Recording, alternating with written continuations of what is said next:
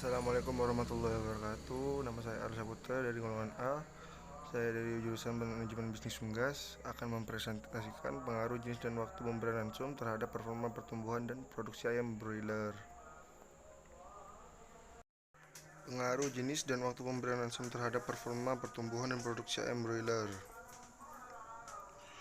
Ransum untuk ayam pedaging dibedakan menjadi dua macam, yaitu ransum untuk periode starter dan periode finisher. Hal ini disebabkan oleh perbedaan kebutuhan nutrien ransum sesuai dengan periode pertumbuhan ayam. Fadila 2004 menyatakan bahwa kebutuhan energi untuk ayam broiler periode starter 3080 kalori per kilo ransum pada tingkat protein 24%, sedangkan periode finisher 3190 kalori per kilo ransum pada tingkat protein 21%. Kebutuhan anak ayam starter akan kalsium Ca adalah 1%, dan ayam sedang tumbuh adalah 0,6%, sedangkan kebutuhan ayam akan fosfor bervariasi dari 0,2 sampai 0,45% dalam ransum. Ransum komersial kedua dengan kandungan nutrisi BR1 adalah energi 3020 sampai 3120 kalori per kilo, proteinnya yaitu 22 sampai 23%, lemak minimal 5%, kalsium minimal 0,9% dan fosfor minimal 0,6%. Sedangkan pada BR2 adalah energi 4100 kalori per kilo, proteinnya 20 sampai 21%. Lalu pengaruh tepung ikan terhadap ternak ayam. Tepung ikan merupakan salah satu bahan pakan sumber protein dalam ransum unggas, dan hampir semua formula ransum pakan menggunakan tepung ikan sebagai sumber protein. Tepung ikan sementara harganya terus meningkat. Kualitas tidak menentu dan ketersediaannya kadang kala terbatas sehingga mempengaruhi harga dan kualitas ransum. Usaha untuk mengatasinya adalah dengan cari bahan ransum alternatif yang kualitasnya hampir sama dengan tepung ikan. Salah satunya limbah udang. Limbah udang merupakan limbah dari industri pengolahan udang beku yang terdiri dari kepala, ekor, kulit, serta udang kecil-kecil yang rusak pada proses produksinya. Adapun berat limbah diperkirakan mencapai 30-40% dari berat udang segar.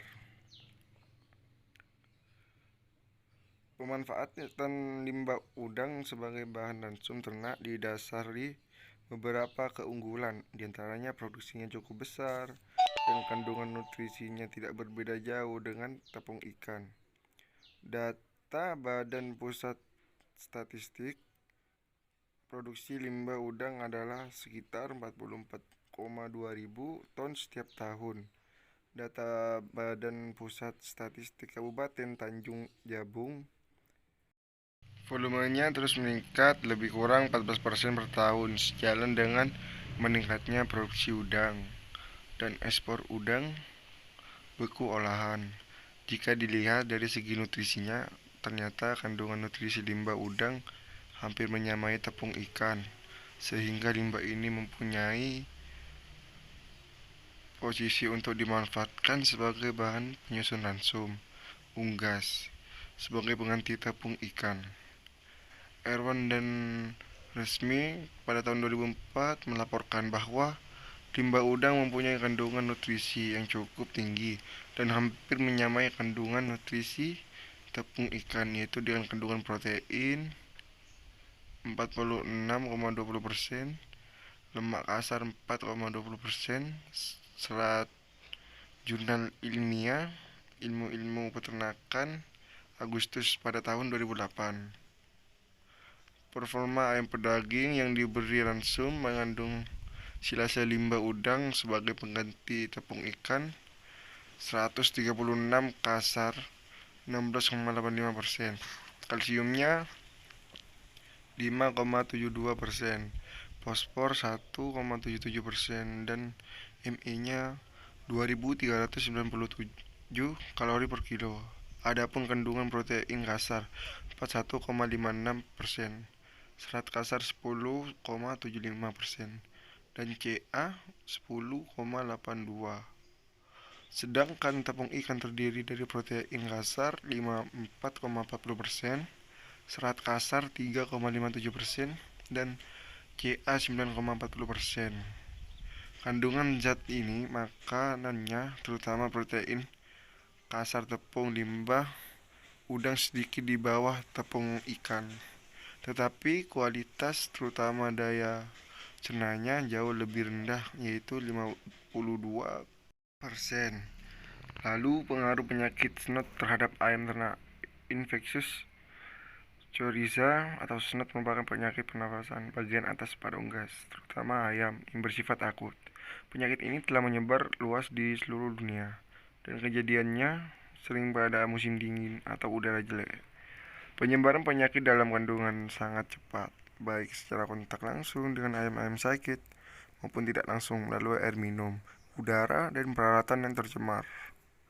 Gejala-gejala klinis penyakit ini ditandai dengan keluarnya eksudat dari hidung, muka bengkak karena edema di bawah kulit, konjungtivitis, anoreksia, dan kadang-kadang sulit bernafas. Biasanya penyakit ini merupakan komplikasi dengan penyakit lain seperti Fowlpox, Mycoplasma, Newcastle disease, infection bronkitis, infection laryngotracheitis, dan lain-lain.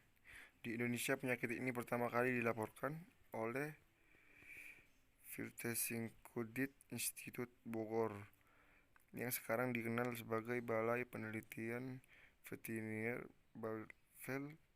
Berdasarkan laporan tahunnya, lembaga ini mencatat bahwa dari 319 sampel unggas yang diperiksa selama tahun 1930, ternyata 17 diantaranya diagnosa sebagai coryza infeksiosa. Penyebab infeksi coryza snot pada ayam. Pada tulisan ini dikemukakan informasi hasil studi lapangan dan pemeriksaan laboratorium mengenai agen penyebab, epidemiologi, dan uji sensitivitas human Haemophilus paraganglionarum terhadap beberapa antibiotika dan preparat sulfa di beberapa lokasi Indonesia. Sekian presentasi dari saya, kurang lebihnya saya memohon maaf. Wassalamualaikum warahmatullahi wabarakatuh.